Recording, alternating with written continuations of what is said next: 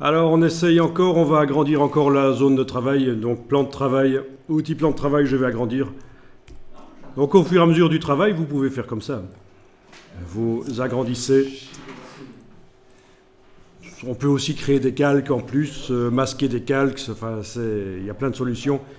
Et agrandir le plan de travail, c'est bien, vous gardez un œil sur ce qui a été fait avant. Alors voilà, ce qu'on va faire, c'est dessiner en couleur avec notre brush, avec nos brushes, nos 3 brushes. Vous avez donc le nuancier, vous pouvez choisir la couleur avec laquelle vous allez dessiner.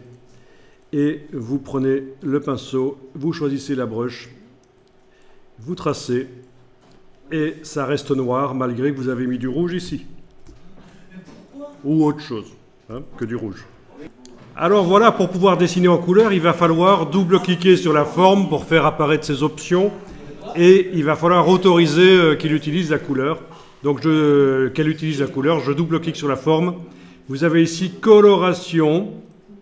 Vous allez passer en teinte. OK. Laissez les contours. Oui, on laisse les contours qui sont déjà sur le plan de travail comme ça.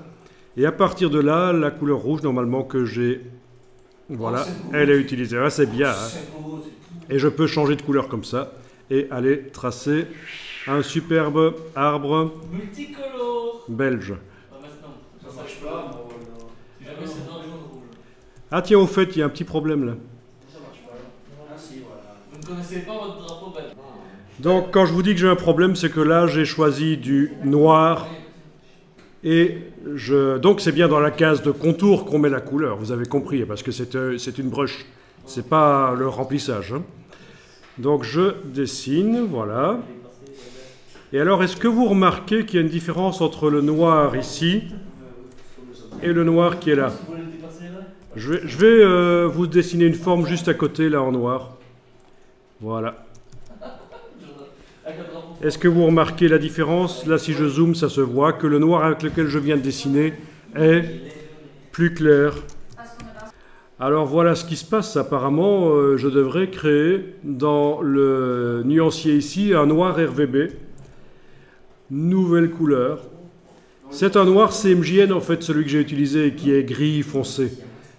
Et d'ailleurs, voilà, quand je fais un menu de nuancier nouvelle nuance, je vois que le noir actuel est à 27, 27, 31. Je mets tout ça à 0. Voilà. OK. Ah, tu ne peux pas faire nouvelle nuance parce que, en fait, voilà, c'est un truc vicieux. Il faut que dans la palette des outils, dans la case qui est actuellement activée, là, il faut qu'il y ait quelque chose. Pas une diagonale, sinon tu n'arriveras pas à faire une nouvelle nuance dans la palette nuancier. Ça marche là maintenant?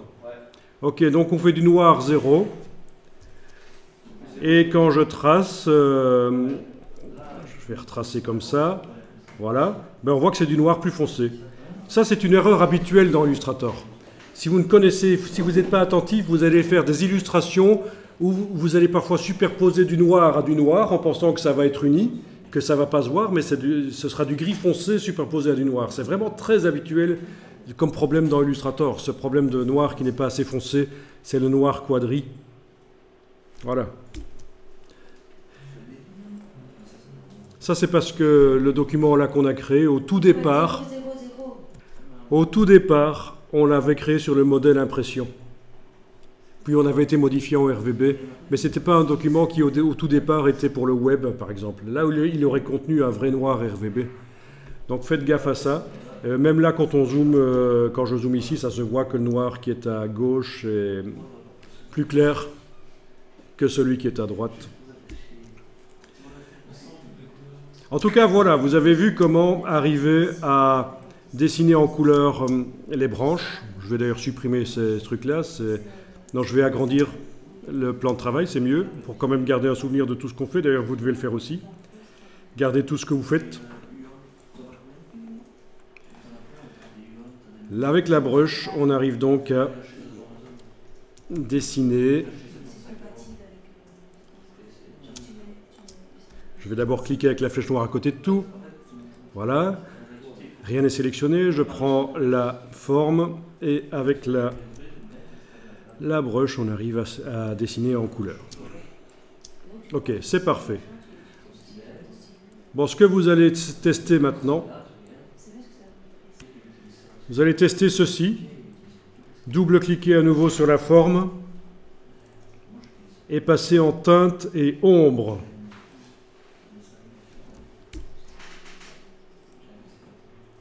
Je clique sur OK, je clique sur laisser les contours. Donc vous avez double-cliqué sur la forme, à la place de teinte, vous avez mis teinte et ombre. Eh bien, testez pour voir ce que ça donne. Avec la... Voilà, vous allez dessiner.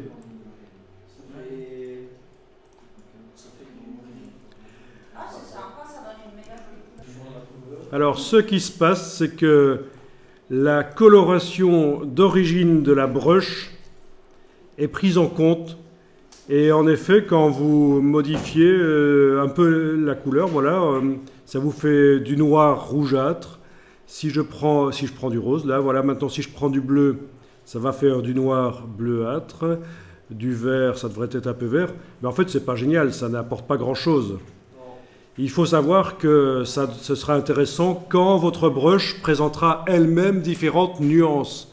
Là, toute ma brush, elle est noire à l'origine dans la palette des formes. Hein, donc, ça n'a pas beaucoup d'intérêt de passer en mode teinte et ombre.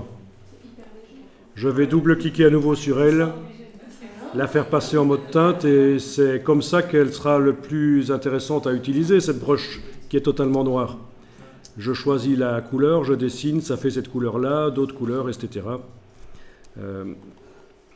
Donc sachez que teinte et ombre, c'est quelque chose qui sera intéressant quand votre brush a différentes nuances. Ben, on va les faire. On va faire une brush qui a différentes nuances. Ok.